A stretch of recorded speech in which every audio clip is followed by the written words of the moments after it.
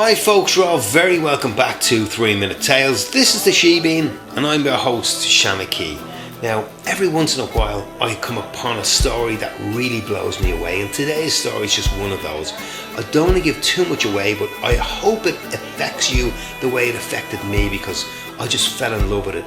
When I actually read the story, I had a lump in my throat and a tear in my eye. It's just one of those beautiful, beautiful tales. So I really hope you enjoy it. If you do, please give it a thumbs up. If you'd like to leave a comment, you can do so down below. And if you haven't already hit that subscribe button, please do so, because the more subscribers we have, the bigger our audience and the more people get to listen to our waffle. So until the next time, thank you so much. I'm Shanna Key.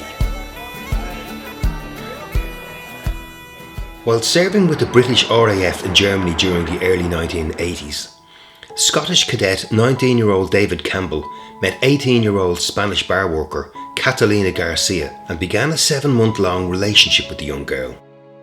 Even though their time together was limited to 2 evenings a week due to work commitments, they enjoyed evening strolls around the nearby town of Wegberg and socialising in the many bars close by. After almost 4 months together, Catalina informed David that she was pregnant with his child.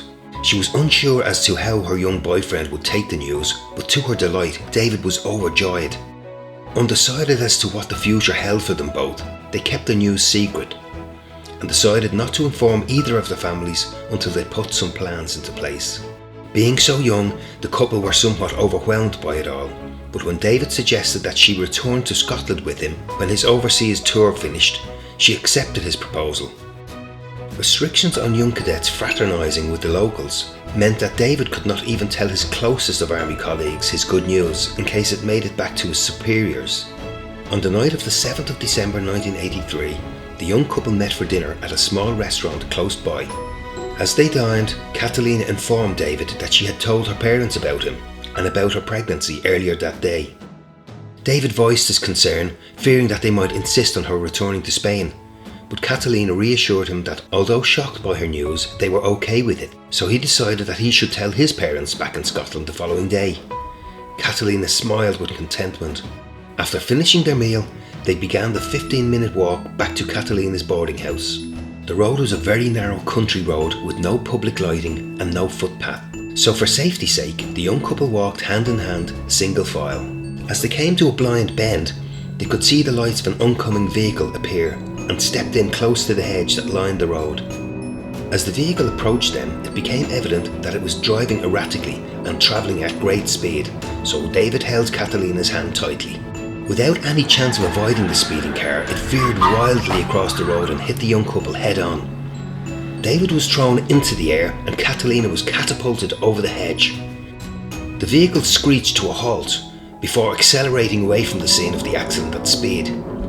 The critically injured couple were left lying where they were for over 40 minutes before a passing motorist found David lying unconscious on the side of the road.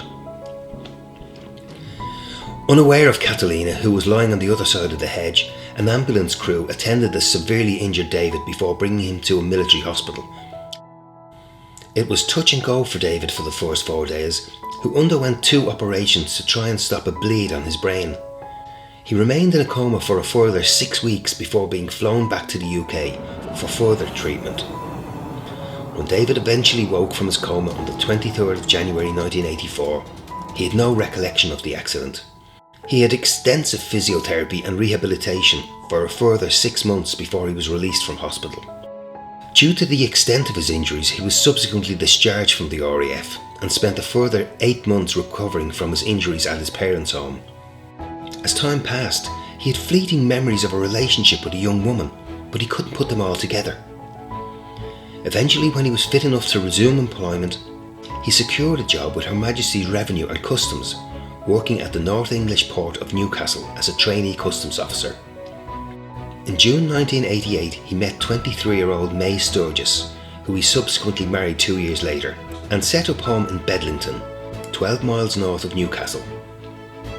By 1996, May had given birth to a baby son and twin girls, and the young family enjoyed an eventful life together. Over time, David began to slowly recall events and eventually remembered his relationship with a girl called Catalina, Although things were still somewhat hazy, he told his wife about his recollections, and she suggested to David that he make inquiries about her. He wrote a number of letters to officials at the Air Force Base where he'd been stationed, and also to the hospital where he'd been treated. Because he could not remember Catalina's surname, his inquiries went unanswered. Eventually he gave up hope of ever finding out about what had happened to her and continued on with his life until the summer of 2004.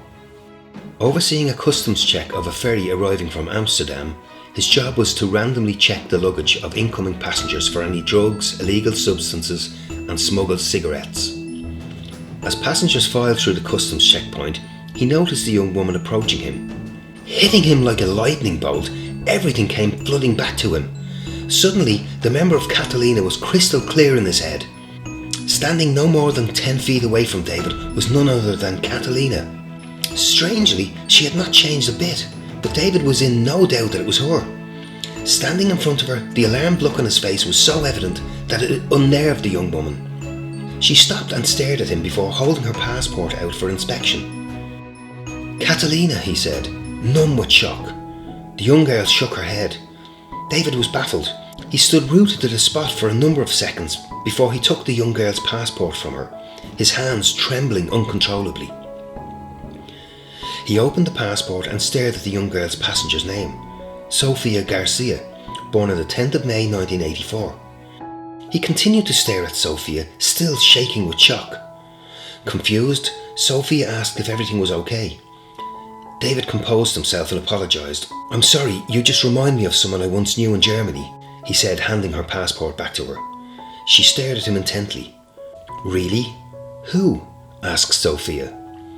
"A young woman named Catalina," replied David. "Catalina Garcia." The young woman's eyes filled up. "My mother's name was Catalina Garcia." She went on to explain to him that while living in Germany in 1983, her mother had become pregnant for a young Scottish airman called David, but she had been struck by a vehicle whilst out walking and had only been found the next day by a passerby. David was numb with shock as Sophia continued with her story. She explained that although gravely ill, doctors had discovered that Catalina was pregnant and her family had agreed to have her flown back to Spain. She was kept alive in a life support machine until Sophia had been delivered by caesarean section in May the following year. After Catalina's life support machine was switched off, she sadly passed away the day after her daughter was born. Sophia had spent the next 18 years wondering who her father was. Her grandparents waited until her 18th birthday before telling her the full story of her mother's relationship.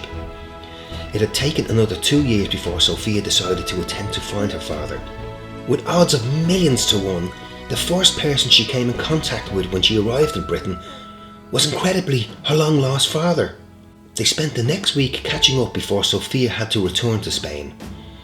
In April 2010, Sophia asked David to give her away at her wedding in Madrid, where he and his family met Catalina's parents and extended family for the first time. They have remained in daily contact ever since their first meeting.